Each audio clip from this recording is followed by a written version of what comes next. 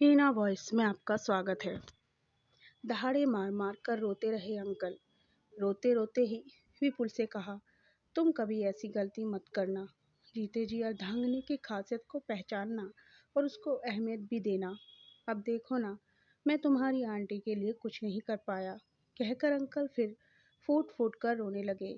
और फिर विपुल से घर आकर अपनी पत्नी से जो कहा, पूरा घर परिवार उठो विपुल, जल्दी से तैयार हो जाओ। आज ड्राइवर नहीं आया है तो गाड़ी लेकर बुकिंग में तुम्हें ही जाना पड़ेगा। जसवंत जी ने अपने बेटे विपुल को उठाते हुए कहा, अरे पापा, यह नौकरों वाला काम मुझे पसंद नहीं है। कहकर विपुल करवट बदलकर फिर से सो गया। देखो विपुल, यह बिजनेस न ऐसे नहीं चलता है और तुम इसके उत्तराधिकारी हो। बिजनेस के लिए लॉयल होना बहुत ज़रूरी है। अब जिन्होंने बुकिंग कराई है उनका कुछ इमरजेंसी भी हो सकता है बेटा। कभी कभी बिजनेस में ऐसे मौक़ों को हैंडल करना पड़ता है। ऐसा कहकर जसवंत जी कमरे से बाहर निकल गए। कुछ ही देर में विपुल तैयार होकर गाड़ी निकालने और चल दिया बुकिंग में गाड़ी लेकर। जिस दंपत्ति को अपनी गाड़ी में बैठाकर विपुल ले जा रहा था, लगभग 50 वर्ष के व्यक्ति थे, जो अपनी पत्नी को शल्य चिकित्सा हेतु महानगर ले जा रहे थे।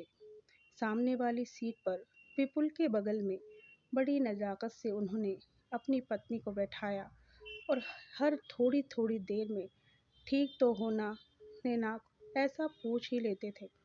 बगल में बैठ गाड़ी चलाते हुए विपुल सोच रहा था, कैसे अंकल हैं, अपनी बीवी का कितना ख्याल रखते हैं। मैं ही अच्छा हूँ, डांट टपट कर रखता हूँ अपनी बीवी को। उसकी क्या मजाल जो मुझसे कोई काम करवा सके। मन ही मन खुश होता रहा विपुल।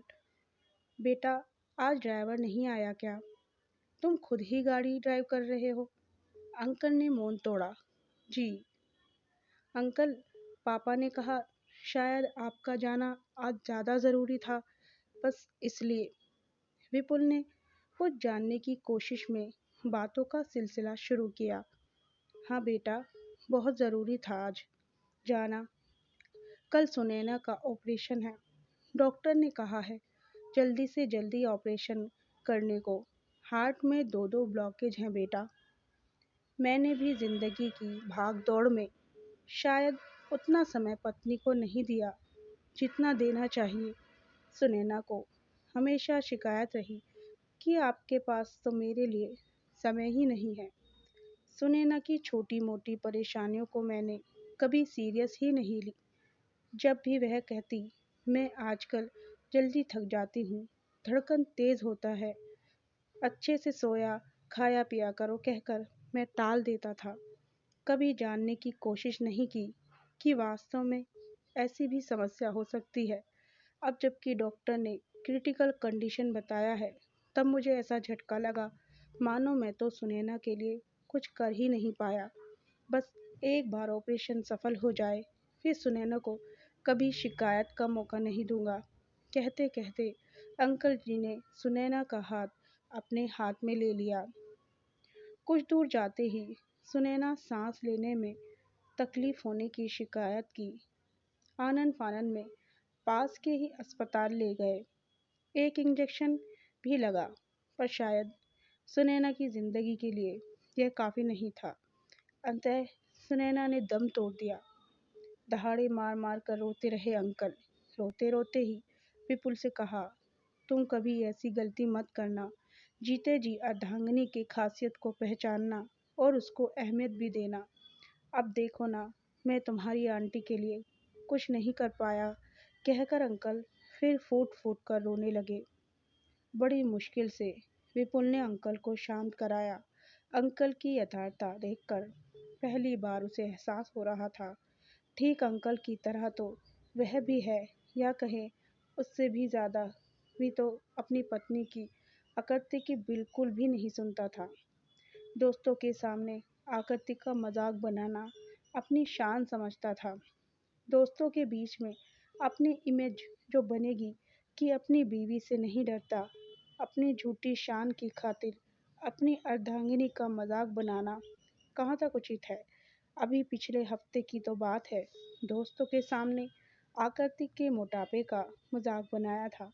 जब दोस्तों ने पूछा वैलेंटाइन डे पर भाभी को गुलाब का फूल गिफ्ट किया या नहीं, तो तपाक से विपुल ने जवाब दिया था, तेरी भाभी की काया के अनुसार गुलाब का फूल तो नहीं, हाँ गोभी का फूल जरूर दिया था। और सभी दोस्त हंस पड़े थे। आकृति का चेहरा रुआंसा हो गया था। विपुल को अपनी गलती का एहसास हो गया था। वह जल्दी से अंकल और सुनैना के पार्थिव शरीर को उनके घर तक छोड़ अपने घर की ओर बढ़ा।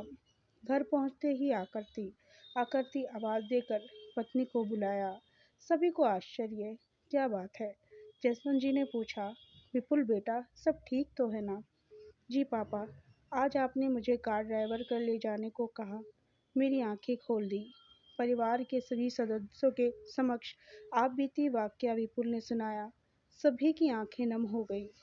देखे विपुल, मैं भी चाहती थी आप में थोड़ा बदलाव हो, कम से कम अपनी अर्धांगिनी की भावनाओं को समझकर उसकी कद्र कर सके, पर उसके लिए इतनी बड़ी घटना हो, ऐसा बिल्कुल नहीं होना चाहिए।